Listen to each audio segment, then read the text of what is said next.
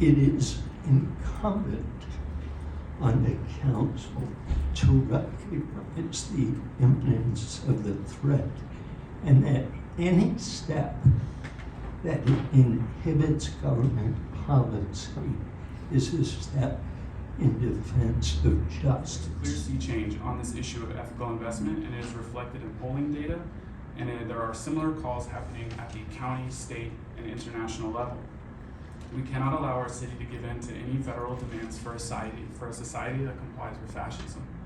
As we've seen elsewhere, preemptive compliance is not a guarantee of safety. Please vote for this resolution, which directs the city to avoid investing in companies like Palantir, whose products are used by ICE to attack people who have no criminal record, as well as aid ICE in indiscriminately sending people to prisons where the treatment is so inhumane that no one should ever be subject to it. Dollars should never be used to sustain or legitimize systems that harm and dehumanize people.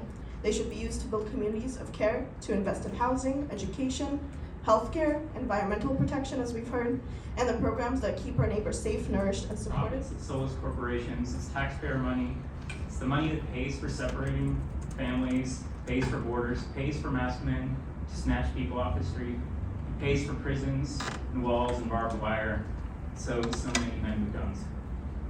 This money does not care that children are starving, people are displaced, starved, and killed. ICE is our horrendous organization, and they're hurting people in this state, in this town, and in this room. I would be so proud to video call her and tell my partner that our city has officially chosen to remain divested from corporations facilitating deportation. But let's be clear, this resolution is not a meaningful response to the suffering. It won't help Palestinians. It won't help those targeted by ICE. What it is a political performance. Its language is vague and murky, and it deepens division in our community. I'm bi. I'm non-binary. I am anti-fascist. Nazism is horrible. Europeans are not the only ones who are capable of bigotry but murders. My many Jewish friends were not running from Nazi Germans. It was Arabs who were Islamists, not Muslims. Notice I don't use that word. I have a ton of Muslim friends who I love, who are Zionists like I am, because they know the reality of the world when Jews don't have a safe state for them to go. Not even a month ago, I don't think, in this very chair, you had a young Jewish Corvallis City woman come up here and talk to you about the same thing a young Muslim mom talked about within the confines of our own shared community, being made to feel unsafe in a confrontation they had within the confines of this shared community. I believe this resolution and resolutions like it have fomented some of this. People suffering everywhere across the globe. I acknowledge the scale of pain felt by Palestinian and Israeli people.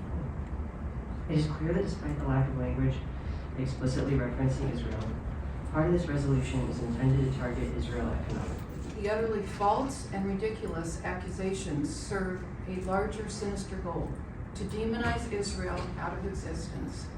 These accusations do not define Israel or the Jewish people, but they do delineate the very crimes that Israel's enemies have perpetrated and have sworn to perpetrate against Israel and the Jewish people worldwide. Three powerful words that are extremely important to this proposal that have lost their meaning due to parties using them in bad faith, primarily against Israel.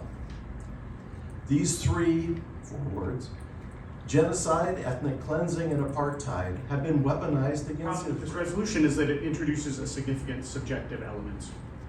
Though all of us agree that genocide, apartheid, illegal occupation, etc. are important things we should not support, abhorrent things we should not support, their definitions are subject to widely varying interpretation. Moreover, as the staff's report also notes, there are no clear measures to determine at what point a company is directly, consistently, and knowingly involved in such practices.